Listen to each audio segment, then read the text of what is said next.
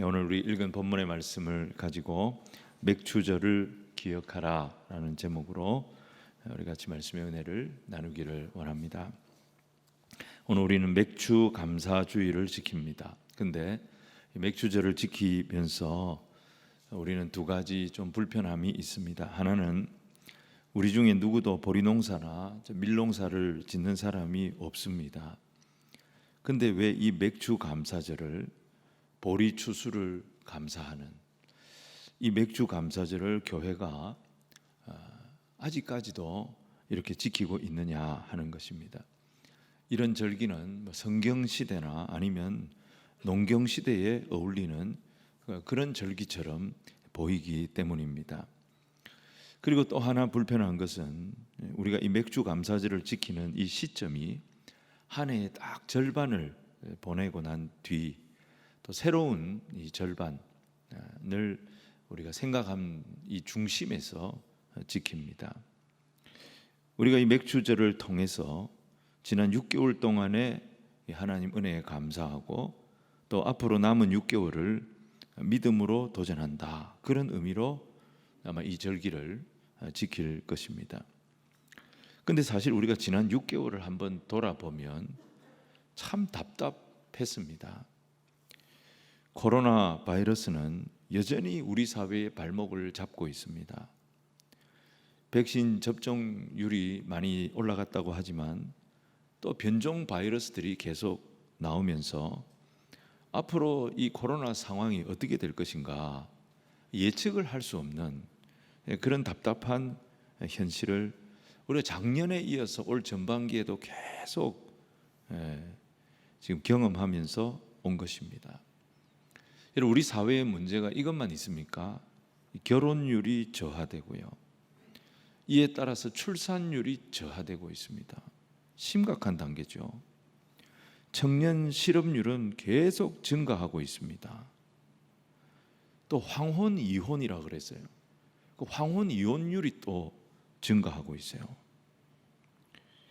이 황혼 이혼이 전체 이혼의 지금 3분의 1을 넘었습니다. 노인 자살률은 OECD 가입 국가 중에 압도적으로 1위입니다. 이런 우리 사회의 문제가 한두 가지가 아닌데 이런 수치들이 계속 나빠져요. 좋아질 기미가 안 보이는 겁니다. 이런 상황에서 과연 우리가 2021년 하반기 6개월에 어떤 소망을 가질 수 있을까? 사실 모든 것이 불확실하고 모든 것이 여전히 답답할 뿐입니다. 그런 가운데 우리가 7월 첫 주일 2021년 맥주 감사주의를 맞이한 것입니다. 과연 이 맥주절이 우리에게 이 시점에 어떤 의미가 있느냐는 것입니다. 왜 하나님 이 맥주절을 우리가 지키도록 하시느냐는 것입니다. 이날에 우리는 하나님께 무엇을 감사해야 되고 또 하나님께 무엇을 기대해야 하는가? 참 답답합니다. 그런데 오늘 이 말씀을 통해서 이런 의문들에 대한 답을 말씀에서 좀 찾아볼 수 있는 그런 시간이 되기를 주님 이름으로 축복합니다. 오늘 첫 번째는요, 이 맥주절의 의미를 한번 생각하고 본문으로 들어가려고 합니다. 여러분, 이 맥주절이라고 하는 이름이 여러 개지 않습니까? 맥주절은 이 무교절이 끝나고 6월절이 지난 후에 7주, 그러니까 7일씩 7주가 지난 뒤에 온다. 그래서 77절이라고 성경에 부르기도 합니다. 또 77, 49 다음에 50이죠. 그래서 오순절이라고 부르기도 합니다. 그래서 성경에 나오는 맥주절, 77절, 오순절은 다 같은 절기입니다. 특별히 이스라엘 백성들은 출애굽을 하고 첫 번째 맥주절에 모세가 시내산에 올라가서 율법의 돌비를 받아서 내려옵니다. 그게 맥주절이었습니다. 이 돌비를 하나님께 받았다는 것이 무슨 의미가 있겠습니까? 이스라엘 백성들이 하나님이 주신 이 돌비에 새겨진 말씀을 믿고 따르면 상황이 어떤 상황이 오더라도 하나님은 이스라엘 백성들을 지켜주신다는 것입니다. 하나님의 약속, 그 하나님과 약속을 맺은 날이 맥추절인 것입니다. 그러니까 맥추절을 통해서 이스라엘 백성은 참 이스라엘이 된 거예요. 하나님의 백성이 된 거예요. 광야를 떠돌고 있는 난민이 아니에요. 하나님께서 그 광야 가운데서도 인도하고 계신다. 우리는 하나님의 언약 백성이다. 그래서 이스라엘이 참 이스라엘 백성이 된 날이 맥추절입니다. 그 약속 때문에 하나님은 이스라엘을 광야에서 의식주를 책임져 주셨고, 전쟁과 전염병으로부터 하나님 그들을 지켜주셨어요. 구름 기둥 불 기둥으로 그들을 인도해 주셨고, 가나안 땅 다 차지할 때까지 하나님 이스라엘 백성들과 약속을 신실하게 지켜주셨던 것입니다. 그들의 매일매일은 광야에서 무료하고 길이 보이지 않고 앞이 보이지 않는 그런 삶이었어요. 하지만 그 과정을 다 지나서 가나안 약속하신 땅에 입성하도록 하나님 약속하신 대로 인도해 주셨던 것입니다. 하나님 이 맥추절을 오늘 우리에게도 지키게 하시는 것은 아무리 세상이 어렵고 불안해도 광야 이스라엘 백성들을 내가 눈동자처럼 지켰다. 그 하나님이 지금도 자기 백성을 지키고 계시니 천국 가는 그날까지 우리를 인도하실 그 하나님을 신뢰하고 그 주님과 동행하는 삶을 사는 것이 신자의 삶임을 기억해라. 하나님께서 이 약속을 다시 한번 우리의 심령 속에 새기는 절기가 맥주 감사주일인 줄 믿으시기를 바랍니다. 또 신약 시대에 예수님께서 십자가에서 죽으시고 우리를 구원하신 날이 무슨 날이었습니까? 유월절 예비일이었습니다. 그러니까 이 예수님의 십자가는요, 유월절과 관련이 있는 거예요. 그날로부터 50일 되는 날이 오순절이에요. 이 오순절에 무슨 일이 있었습니까? 예수님 승천하시고 그 약속 붙잡고 마가의 다락방에서 120명의 제자들이 약속을 기다리고 있었어요. 그때 그곳에 불같은 성령이 임했습니다. 거기에 있던 120명이 그 불에 혀갖고 급하고 강한 바람 같은 성령을 다 충만히 받았습니다. 그리고 성령의 능력을 받아서 그들이 그때까지는 염려하고 걱정하고 두려워하고 방에 숨어 있었어요. 근데 담대하게 이 복음을 들고 거리로 나갑니다. 이들이 복음을 전할 때 하루에 3,000명이 돌아오고 하루에 5,000명이 예수님을 믿는 큰 부흥의 역사가 예루살렘 땅에 일어났던 것입니다. 그래서 여러분 맥추절은요, 단순히 보리농사 지은 거 감사하는 날이 아닙니다. 우리는 하나님이 지키시는 백성이다. 하나님의 약속이 지금도 살아있어서 천국 가는 그날까지 하나님은 자기 백성을 지키시고 돌보시고 인도하여 주실 것이다. 그리고 우리는 하나님이 주신 오순절의 부흥과 오순절의 기적의 능력이 오늘 우리에게도 성령께서 함께 하심으로 역사하고 있는 주의 자녀다. 이것을 담대하게 세상을 향해 선포하고 우리의 속에 다시 한번 확인하는 날이 맥주 감사절인 것입니다. 사랑하는 성도 여러분, 우리가 이 하나님 말씀 붙들고 믿음으로 나가면 하나님이 우리와 함께 하신다는 증거를 경험하게 될 줄로 믿습니다. 하나님 우리가 겪는 모든 상황을 은혜로 바꾸시고 은혜로 채워주실 것입니다. 그리고 우리 각자를 향하신 하나님의 계획이 이루어지도록 인도해 주시는 것입니다. 그래서 오늘 맥주 감사 주일 예배를 우리가 드리는데 다시 성령으로 충만해서 하나님 약속의 주인공들로 다 쓰임받는 그런 성도님들이 되시기를 주님 이름으로 축원을 드립니다. 오늘 두 번째로 우리가 생각할 수 있는 것은 이제 본문으로 들어갑니다. 요한복음 본문으로 들어가서 우리에게 뭐가 있느냐, 알지 못하는 양식이 있다라는 것을 기억해야 합니다. 자, 오늘 이 말씀의 배경은 예수님께서 예루살렘에서 갈릴리로 가시면서 사마리아 땅을 통과하십니다. 근데 유대인들은 이 사마리아 땅에 안 들어갑니다. 잘. 이 땅에 사는 사마리아 사람들이 어떤 사람들이냐? 우리가 열왕기 말씀을 계속 묵상하면서 여기까지 왔는데 열왕기 말씀을 한번 보시겠습니다. 열왕기하 17장 6절 우리 한번 같이 읽겠습니다. 시작. 호세아 제9년에 아수르 왕이 사마리아를 점령하고 이스라엘 사람들을 사로잡아 아수르로 끌어다가 고산 강가에 있는 할라와 하볼과 메대 사람의 여러 고을에 두었더라. 아멘. 여기에 보시면 아수르 왕, 이 아수르 왕은 사르곤 2세입니다. 이 사람이 사마리아를 점령하고 북이스라엘을 이제 멸망시킵니다. 그리고 사마리아 땅에 살던 이스라엘 사람들을 아수르로 전부 다 끌고 갑니다. 강제 이주를 시킨 거예요. 그럼 사마리아 땅은 비어 있잖아요. 근데 비워두지 않았습니다. 열왕기하 17장 24절 말씀을 우리 같이 한번 읽겠습니다. 시작. 아수르 왕 이 바벨론과 구다와 아와와 하맛과 스발와임에서 사람을 옮겨다가 이스라엘 자손을 대신하여 사마리아 여러 성읍에 두매 그들이 사마리아를 차지하고 그 여러 성읍에 거주하니라. 다른 이민족을 끌고 온 거예요. 또 다른 나라를 정복했잖아요. 그 정복한 나라의 그 이민족들을 끌어다가 사마리아 땅에 강제로 살게 한 겁니다. 근데 25절 보면 무슨 사고가 터지냐면 이 이주해온 이방인들은 하나님을 모르잖아요. 자기들 마음대로 자기들 신을 섬기면서 살았는데 사자가 나타나가지고 이 이주민 몇 사람을 물어 죽이는 사고가 발생한 겁니다. 그리고 그 이유를 분석을 했는데 이 땅은 여호와 하나님의 땅인데 이 백성들이 하나님을 섬기지 않기 때문에 이런 사고가 났다. 이 보고를 아수르 왕이 받은 거예요.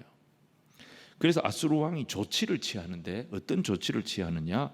포로로 잡아온 자들 중에 제사장 하나를 선택을 합니다. 그리고 그 제사장을 사마리아 땅으로 돌려보내요. 그리고 거기에 강제 이주시켜서 살게 한 그 이방인들에게 하나님의 말씀을 가르치도록 합니다. 그래서 하나님의 법도를 지키도록 합니다. 그리고 하나님의 율례대로 행하도록 합니다. 이 사마리아에 이주 온 사람들은 다 자기들이 믿는 신이 있는 사람들이었어요. 근데 아수르 왕이 이렇게 하라 명령을 하니까 어쩔 수 없이 이 사람들이 하나님을 믿는 신용을 해야 됐던 것입니다. 하나님을 믿는 흉내를 내야 됐다. 안 그러면 왕의 명령인데 어떻게 거절할 수가 있습니까? 열왕기하 17장 33절 같이 읽겠습니다. 시작. 이와 같이 그들이 여호와도 경외하고 또한 어디서부터 옮겨왔든지 그 민족의 풍속대로 자기의 신들도 섬겼더라. 그러니까 한마디로 이들의 종교는 혼합 종교예요. 이것도 아니고 저것도 아니고, 이것도 하고 저것도 하는 거는 이것도 아니고 저것도 아닌 거나 마찬가지였습니다. 34절 이후에 성경에 이들을 향한 평가를 보시면요, 이들의 신앙은 여호와 하나님을 경외하지 않는 엉터리 신앙이었다. 그렇게 분명히 말씀하고 있습니다. 이들은 또 이스라엘 혈통도 아니었어요. 그래서 나중에 보면 바벨론 포로로 끌려갔다가 돌아온 유대인들이 이 사람들을 노골적으로 싫어합니다. 성경에 개 취급했다 그랬어요. 근데 오늘날로 그렇게 설명하면 설명이 안 돼요. 오늘날 개를 얼마나 소중히 여기는지. 완전히 싫어한 거예요, 이 당시에. 어떻게 보면 이 유대인들에게 사마리아 사람들은 뭐냐? 불가촉 천민들이었어요. 갈릴리와 유대인들이 통행할 때 이 사람들 접촉 안 하려고 요단강 건너가지고 삥삥 돌아갔습니다. 근데 예수님이 오늘 제자들과 함께 이 사마리아 땅에 들어가신 거예요. 근데 제자들이 시장한데 먹을 게 준비가 안 돼 있었어요. 유대인들은 어떤 일이 있어도 사마리아 사람들에게 먹을 것을 구하지 않습니다. 자기 자존심이에요. 사마리아 사람들하고 같이 밥을 먹지 않습니다. 그래서 제자들은 예수님을 우물가에 두고 자기들끼리 사마리아 땅 밖으로 나가서 먹을 것을 이제 구하게 된 것입니다. 제자들이 먹을 것을 구하러 간 사이에 예수님은 이 우물가에서 사마리아 여인 하나를 만나게 됩니다. 근데 이 여인이 어떤 여인이냐? 결혼 5번을 실패해가지고 대인 기피증에 시달리는 여인이었습니다. 사람 만나는 게 극도로 불편한 여인이었어요. 근데 어떡합니까? 마실 물이 떨어지니까 우물가에 가야 되잖아요. 기회를 엿보다가 사람들이 거의 다니지 않는 이 뜨거운 낮 시간에 우물가에 온 거예요. 제가 이 지역에 파병을 가봐서 합니다. 진짜 낮이 되면 가게 문을 다 닫아버려요. 아무도 나오지 않아요. 전부 다 잡니다.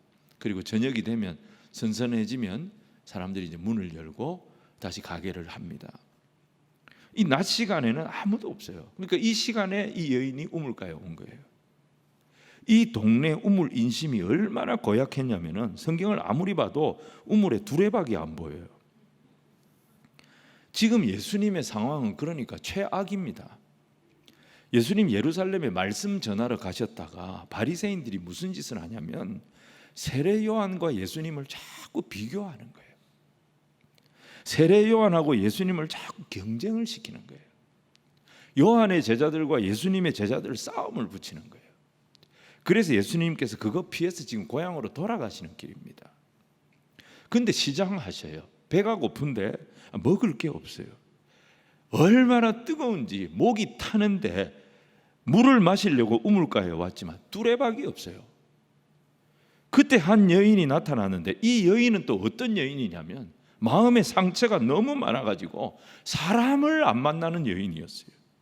거기다가 예수님은 일반 사마리아인들도 등을 돌리는 유대인이었습니다. 지금 이 여인하고 예수님이 접촉점이 없어요. 공통점이 없어요.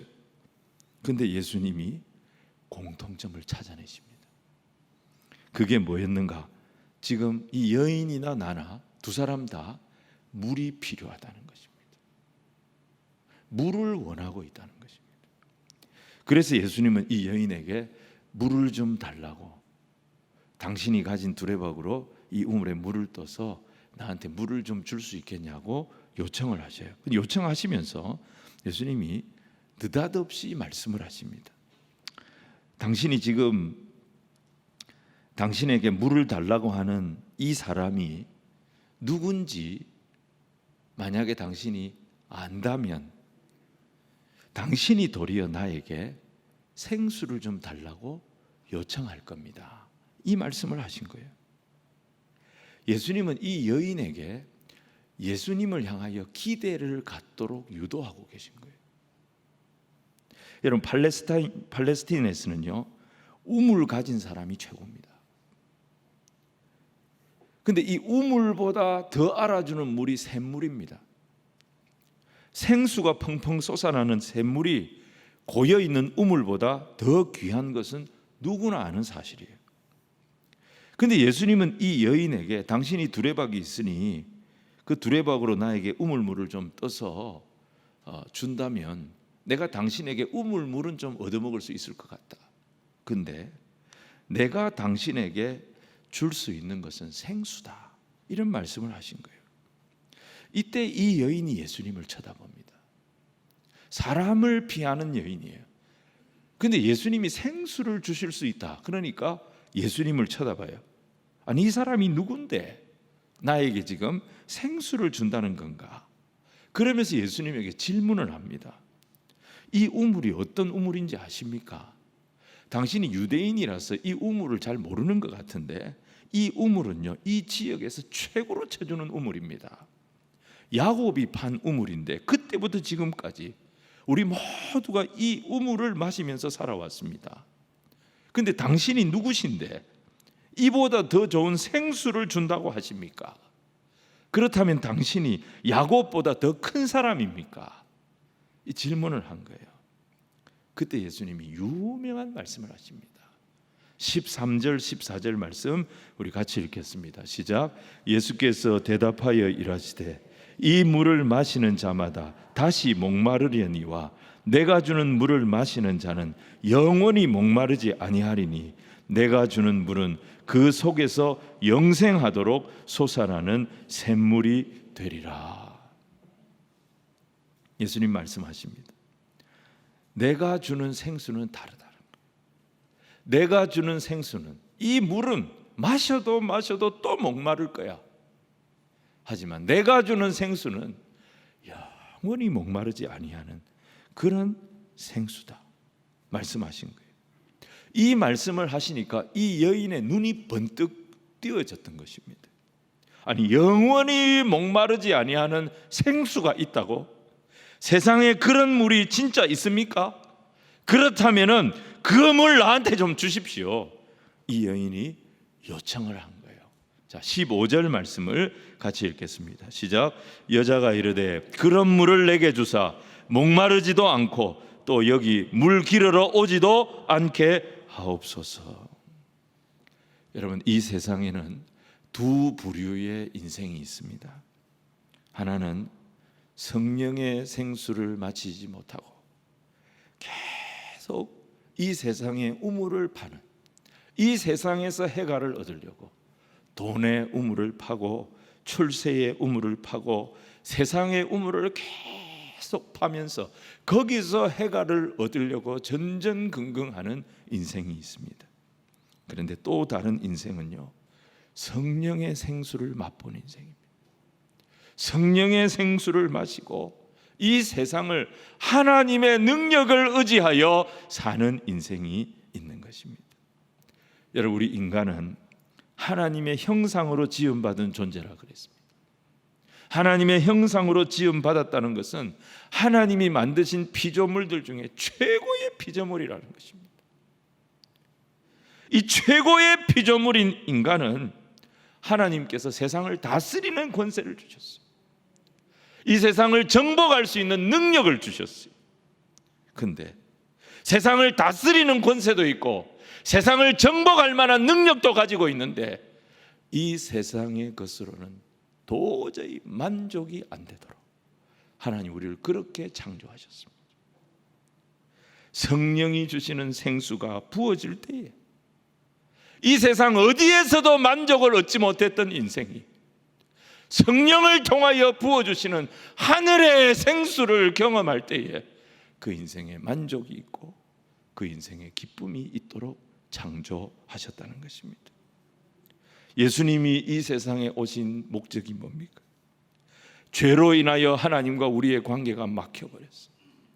이 생수가 더 이상 흘러오지 않는, 죄로 인하여 하나님과의 관계가 막혀지고 죄 때문에 우리는 죽어갈 수밖에 없는 그런 인생을 긍휼히 여기시고 불쌍히 여기셔서 하나님과 우리의 막힌 관계를 다시 여시기 위하여, 성령을 부어주시기 위하여 주님께서 우리를 다시 살리시기 위하여 이 땅에 오신 것입니다.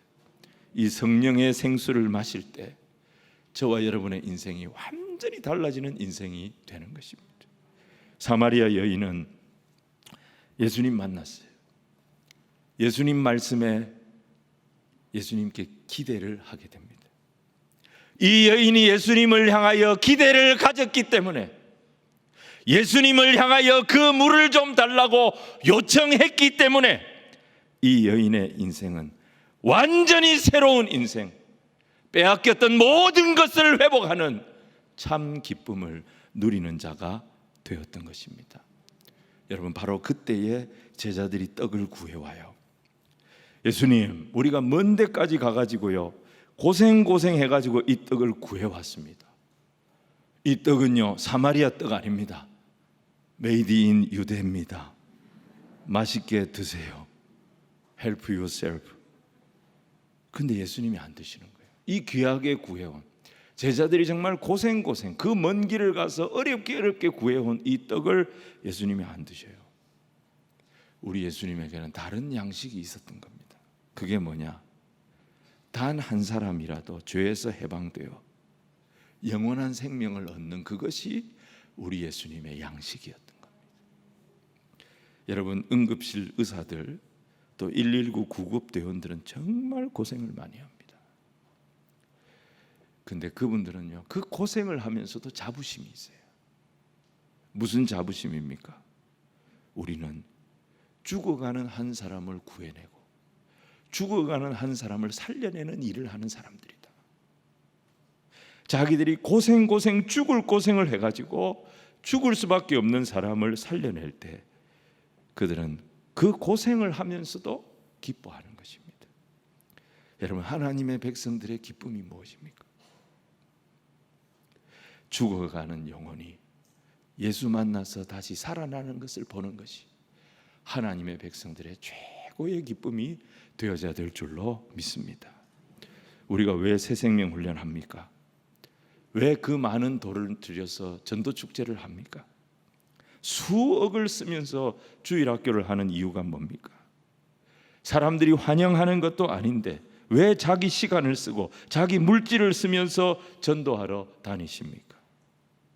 한 영혼이 주님을 만나서 변하여 새 사람 되는 그것을 우리 주님이 가장 기뻐하시기 때문에 이 땅에 주의 몸된 교회를 세우신 하나님의 목적이 바로 거기에 있기 때문에 우리가 이 사명을 주님 오실 때까지 감당하는 줄로 믿습니다. 예수님은 이 사람을 피하는 이 우물가의 여인을 흘려보내지 않았습니다. 말을 해도 대답을 안 한다고, 인사를 해도 눈길 한번 주지 않는다고, 뭐 저런 게 다 있나? 사마리아 여자들 참 문제 많구나, 그렇게 판단하시지 않았다 이 말이에요. 은혜가 필요하고 은혜가 은혜를 갈망하고 있지만 표현을 못하는 그런 하나님의 긍휼이 필요한 한 영혼으로 보셨던 것입니다. 이 딱 한 명의 여성이 예수님을 만나서 변하여 새 사람 됐을 때 예수님은 육신의 배부름과는 비교할 수 없는 영적인 풍성함으로 기뻐하셨던 것입니다. 지금까지 이 여인의 인생은 엉망진창이었어요. 더럽혀지고 손가락질 당하는 그런 인생이었기에 사람들을 만나지를 못했어요. 사람들과 눈을 맞추지를 못하면서 살았습니다. 근데 그 사람이 예수님을 만났을 때 그 모든 실패와 그 모든 상처가 다 회복이 되고 다 치료가 되는 그런 복을 받게 되었던 것입니다. 그래서 사랑하는 성도 여러분, 오늘 우리도 이 답답하고 불확실한 이 세상의 우물에서 내 인생의 답을 찾으려고 해서는 안 됩니다. 계속 목마를 뿐일 것입니다. 생수의 근원 대신 내 인생을 인생되게 하시는 우리 예수님께 더 기대하고 더 가까이 다가가는 주의 백성들이 다 되시기를 주님 이름으로 축원을 드립니다. 왜냐하면요, 우리에게 필요한 모든 것이 그분께 있습니다. 예수님을 기대하는 것이 저와 여러분의 양식이 되어야 됩니다. 예배 때마다 주님을 기대하는 저와 여러분이 되기를 소원합니다. 또 한 주간을 시작하면서 주님을 기대하며 시작하는 그런 저와 여러분이 되기를 소원합니다. 자, 34절 예수님의 양식이 무엇인지 한번 봅시다. 시작. 예수께서 이르시되 나의 양식은 나를 보내신 이의 뜻을 행하며 그의 일을 온전히 이루는 이것이니라. 사람들은 돈 많이 벌어서 편안하게 사는 것을 잘 사는 거라고 생각합니다. 근데 그것은 생존하는 것입니다. 생존하는 것과 사는 것은 다른 것입니다. 지금까지 이 사마리아 여인은요, 이 남자 저 남자를 의지하고 사람을 의지하면서 생존해 왔습니다. 하지만 이 여인의 인생의 의미를 찾을 수가 없었습니다. 근데 이 여인이 진짜 살게 된 것은 예수님을 만났기 때문입니다. 예수님 만나서 죄 씻음 받고 성령을 선물로 받았을 때 그 안에 지금까지 그녀에게 답을 주지 못했던 인생의 해갈, 영적인 해갈이 이루어지면서 완전히 다른 사람처럼 담대히 예수 그리스도를 증거할 수 있는 그런 인생으로 회복이 되었던 것입니다. 오늘 우리가 사는 것이 무엇입니까? 하나님 말씀 듣고 그 하나님을 믿는 믿음으로 사는 겁니다. 예수님 말씀하셨어요. 사람이 떡으로만 사는 것이 아니요 하나님의 입에서 나오는 말씀으로 사는 것이니라. 또 썩을 양식을 위해 일하지 말고 영생하는 양식을 위하여 하라. 그렇게 말씀하셨습니다. 오늘 우리가 맥주 감사주일에 딱 절반입니다. 그죠? 7월 첫 주니까요. 지난 6개월을 한번 돌아봅시다. 우리가 이 세상에서 생존해야 되니까 돈벌이도 해야 되고 일도 해야 되고 우리가 여기서 공부도 해야 되고 여러 가지를 해야 됩니다. 근데 그보다 더 중요한 거, 내가 얼마나 예수님을 기대하면서 6개월을 살아왔는가, 내가 얼마나 예수님을 소망하면서 지나왔는가, 내가 얼마나 성령님을 사모하면서 지나왔는가. 여러분, 예수님 기대할 때, 예수님께 소망을 둘 때, 성령님을 사모할 때, 여러분 여기서 우리의 영혼이 살고 내 인생이 회복되는 진정한 하늘 양식을 공급받게 될 줄로 믿습니다. 자, 오늘 마지막 세 번째, 그렇게 할 때 또 부흥의 축복이 있다라고 말씀이 약속합니다.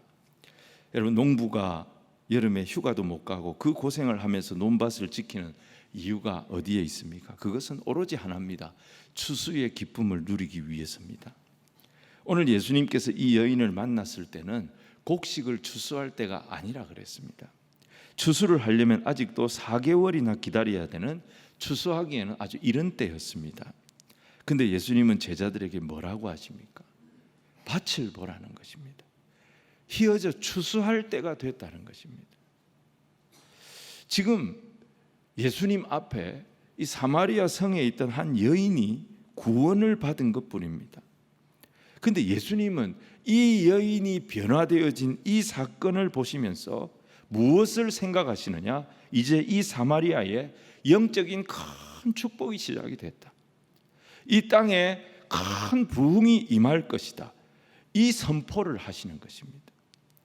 망가지고 버려진 여인이 예수님 만났습니다.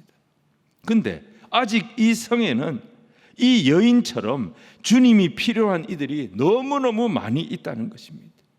예수님께서 이걸 보신 것입니다. 예수님께서 이걸 아신 것입니다. 그래서 뭐라고 말씀하셨느냐? 바로 지금이다. 지금이 이 사마리아 땅에 버려진 영혼들을 추수할 때이고, 우리가 이 영적 추수를 감당할 때 하나님 이 사마리아 땅에 큰 부흥을 주실 것이다 말씀하신 것입니다. 우리 생각에는 영적인 추수보다 2021년도 하반기에는 돈 추수 좀 했으면 좋겠다, 이런 생각을 하실지 모르겠어요. 학생들은 좀 좋은 성적을 추수해가지고 좀 대학에 좀 쉽게 좀 들어갔으면 좋겠다. 청년들은 올해는 꼭 내가 취업의 추수를 하고 결혼의 추수를 좀 했으면 좋겠다, 이걸 더 기대할지 모르겠습니다. 근데 주님의 관심은 어디 있습니까? 영혼의 추수였습니다. 한 영혼 한 영혼이 생명의 근원이신 예수님 만나서 변하여 새 사람 되는 이 영혼의 추수가 일어나는 것을 예수님은 가장 큰 기쁨으로 여기셨다는 것입니다. 여러분, 39절로 42절 말씀 계속해서 보시면요, 영적 추수가 일어나는 곳에 뭐가 따라오느냐? 부흥이 따라옵니다. 여러분, 한두 사람이 하나님을 경험하는 것을 은혜가 임했다 그렇게 말한다면, 한 지역, 한 공동체에 집단적으로 이 은혜가 강력하게 임하는 것을 부흥이라고 말합니다. 여러분, 한 여인이 예수님 만나서 복음 전했어요. 예수님이 그 여인의 안내를 따라 사마리아 사람들을 만나서 이틀 동안 천국 복음을 전했어요.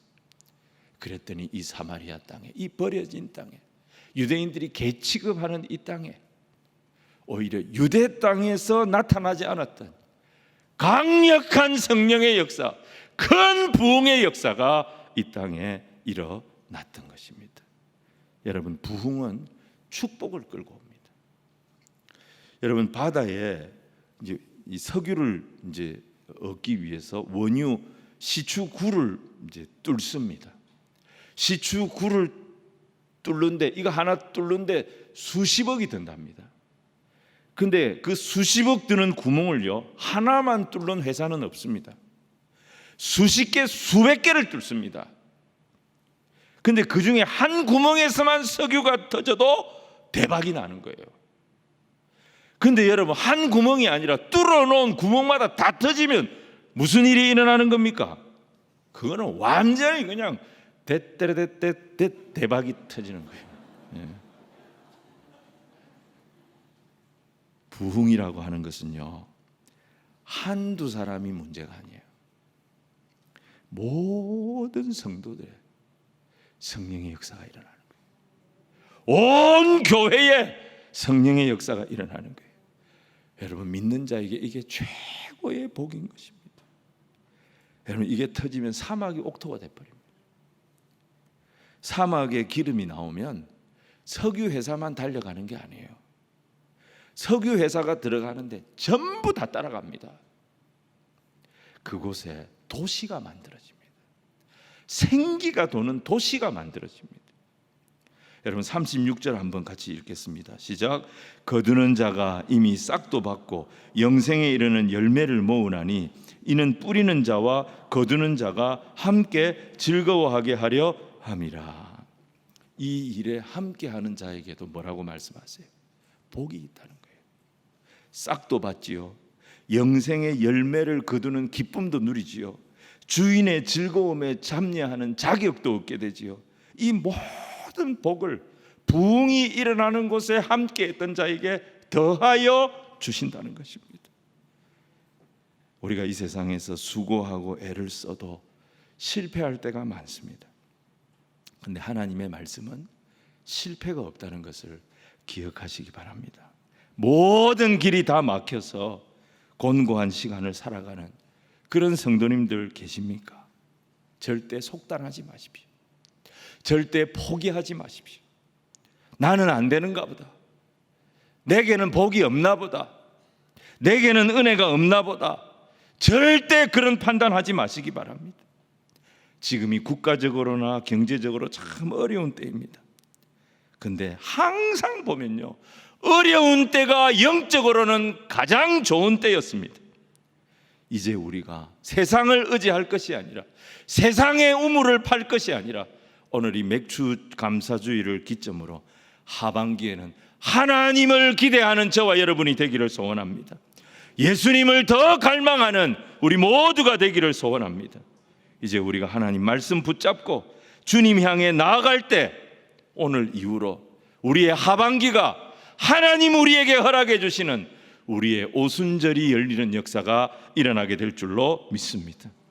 우리 성도들 한 사람 한 사람 빠짐없이 성령을 사모하, 성령을 선물로 받으시고, 돈 걱정, 건강 걱정, 미래 걱정, 자녀 걱정 안 할 수는 없지만 그거 다 내려놓으시고 예수님께 더 가까이, 예수님을 더 소망하고 성령님을 더 가까이, 그래서 영권이 열리는, 영적인 권세가 열리는 저와 여러분이 되기를 소원합니다.